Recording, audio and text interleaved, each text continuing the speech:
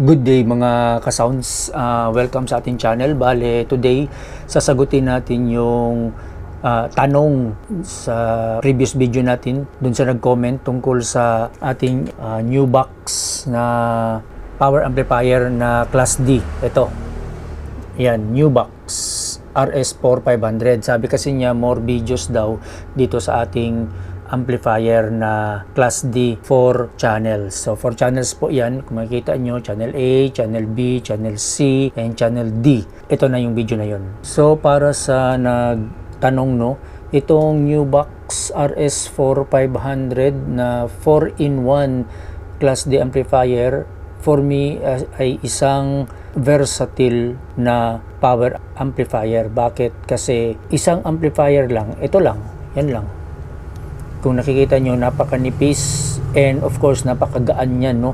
Mas mabigat pa yung integrated amplifier, so napakagaan ito. So for me, it's very versatile dahil lahat ng klase na setup, mapa basic man yan, mapa PA lang, public address lang, dalawang speaker lang, or mapa acoustic with monitor speaker, or full band. Merong front of house, merong monitor speaker, at merong subwoofer. Kayang-kaya ng amplifier na ito.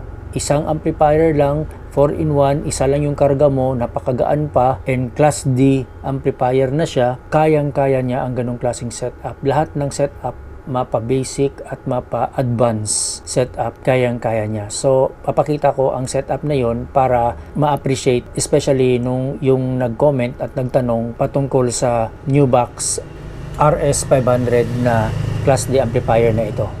Ito na ang video para sa'yo. So bali today, nag-setup ako ng isang advanced setup. Ito ay complete setup. In other words, merong subwoofer. Ayan, may subwoofer tayo. Tapos merong monitor, tapos meron tayong front of house. Yung front of house natin medyo madilim, ayan. Kita nyo naman, yan yung front of house natin. So ayan yung wire niya, abang na wire. So nakakonect yan lahat dito. Dito sa ating Class D amplifier na ito, dahil ito yung feature video natin for today.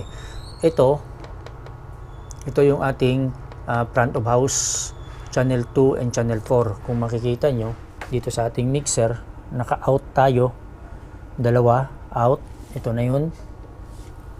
So ito yan siya, front of house.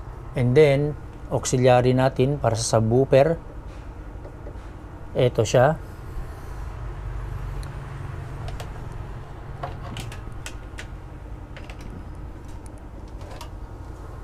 Ito siya sa channel 3, ang sa auxiliary 1. Tapos para sa monitor natin, actually sinaksak ko lang siya dito sa phone, sa earphone, kasi kulang tayo ng auxiliary. Nasa auxiliary 1 lang tayo ang mixer natin. Sinaksak ko siya dito sa channel 1 para sa monitor. So again, itong dalawa, channel 2 and channel 4 is para sa front of house. Channel 3 is sa ating subwoofer, auxiliary 1. And then itong channel 1, ito yung ating magsisilbing auxiliary na sinaksak natin sa phone. So kung makikita nyo, lahat ng connection, front of house, subwoofer, and monitor, nandito lahat nakasaksak sa iisang amplifier. Napakanipis, ganyan lang kanipis. So magaan ito, as I've said, mas magaan pa sa integrated amplifier, pero nagagawa niya lahat ng mga setup, mapa basic man at saka advanced. Tulad ngayon, advanced setup tayo dahil ito ay may subwoofer, may monitor at may front of house. Kayang-kaya ng new box Class D 4-in-1 amplifier. So i-testing natin para mapatunayan natin na gumagana lahat yan. So dito muna tayo sa ating mixer. So ito na yung ating mix out para sa front of house. Ito naman yung ating auxiliary 1 na pang subwoofer.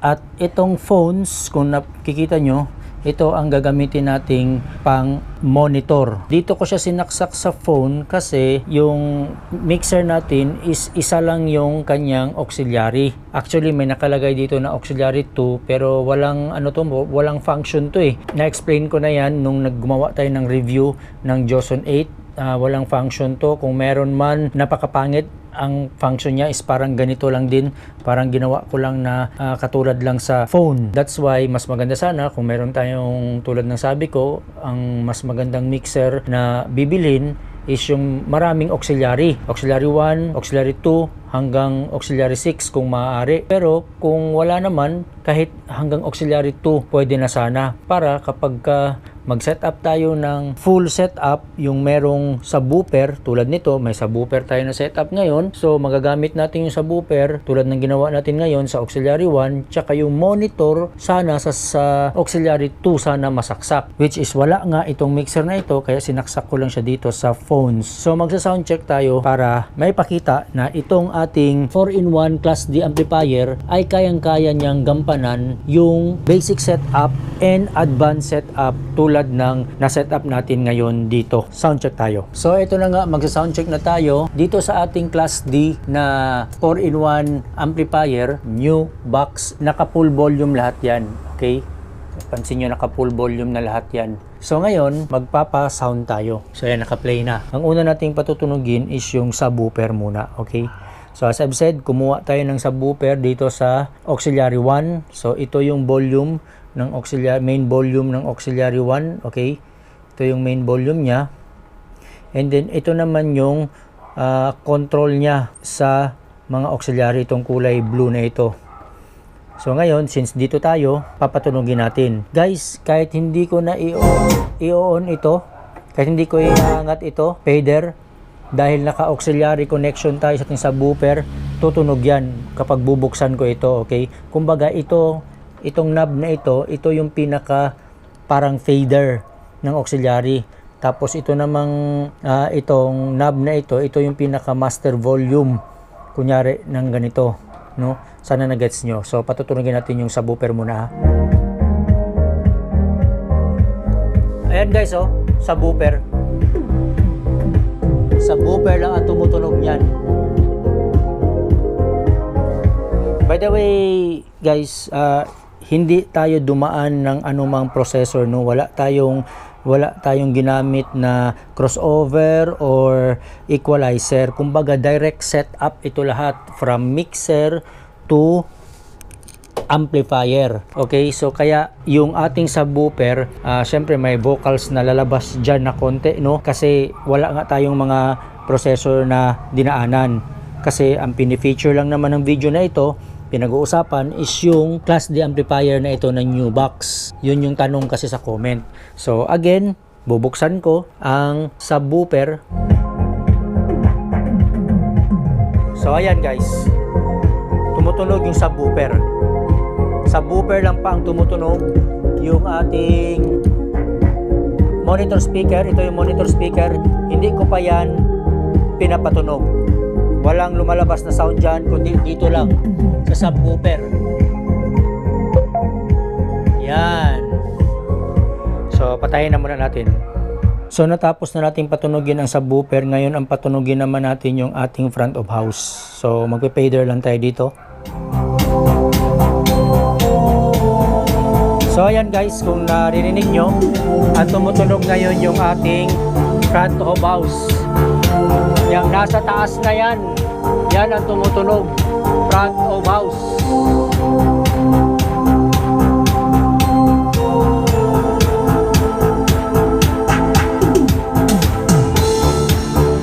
Okay, so siguro naman naririnig nyo, no, na tumutunog ay yung front of house lang.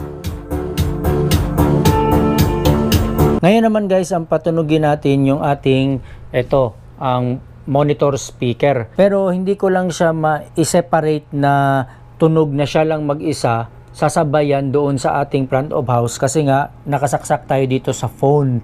But it doesn't matter dahil ang pinapakita ko naman sa video na ito ay hindi yung pagsabay ng tunog ng monitor o di kaya ng front of house, kundi ang function nitong ating Class D amplifier na kaya niyang mag-setup ng basic tsaka ng advanced setup. Tulad nga ng setup na ito na advanced na merong subwoofer, may monitor tsaka may front of house. So patutunugin natin ang monitor speaker.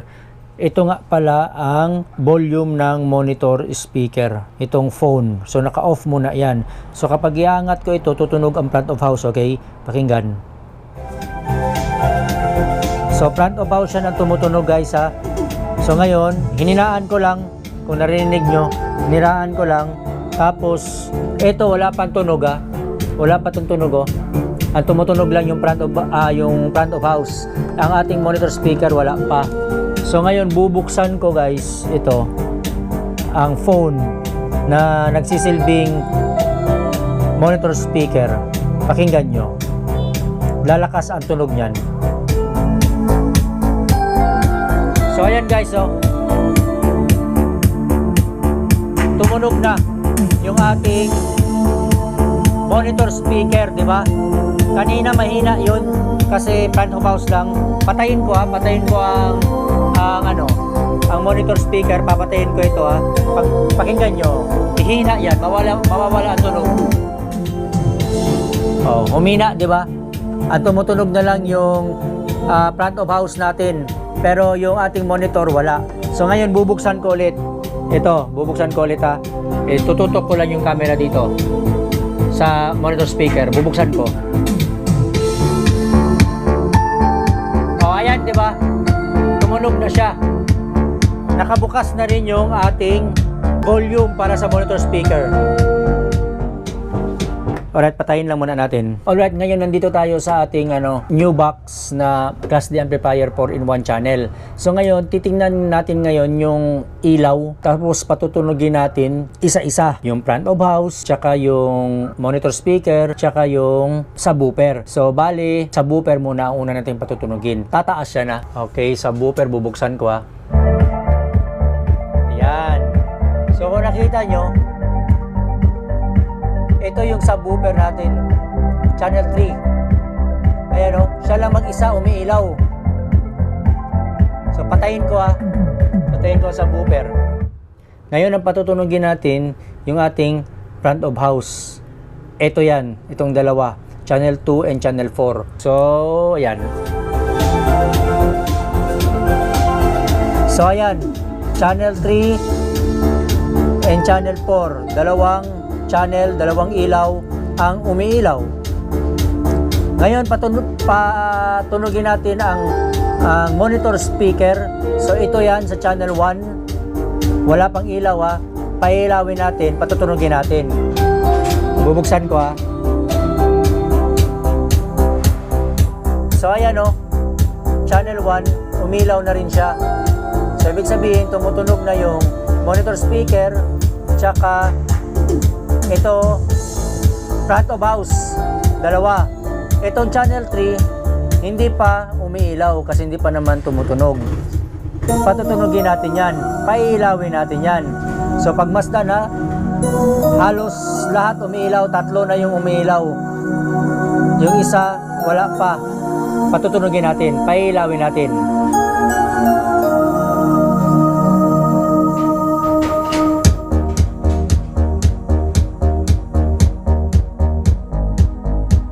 So ayan guys oh, umilaw na yung subwoofer.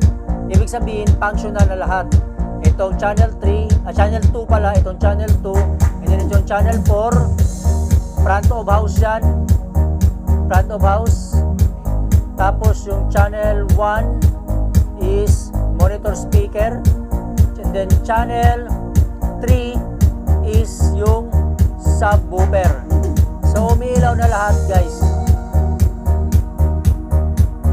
Patayin ko lang ha.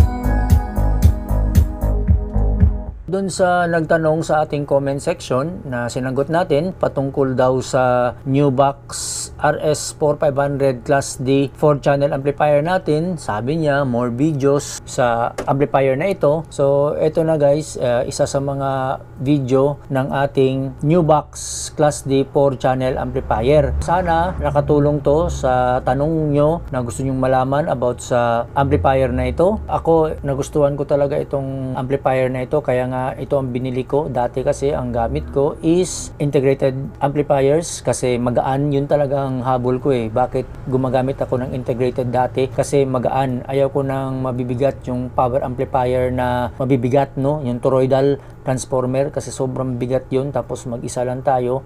Madalas mag-isa lang tayo ng setup. So sobrang bigat, nakakangalay, nakakapagod talaga. Nung nakita ko ito ang binili ko, Class D na 4 channel kasi magaan. As I've said, mas magaan pa siya kaysa integrated amplifier. At ang kinagandahan pa nito is 4 channel siya. So, ibig sabihin, pwede siyang gamitin na mag-isa lang. Siya lang mag-isa, tapos complete or advanced setup. Pwede ka nang mag-set up ng merong subwoofer, merong monitor, at saka merong front of house. Hindi ka na katulad sa mga integrated amp or kaya yung mga toroidal amplifier na paisa-isa. Kunwari ngayon sa ginawa nating setup, mayroong subwoofer, merong front of house, saka merong monitor speaker. 3 amplifier ang bibit-bitin mo. Imagine 3 ganitong kakapal.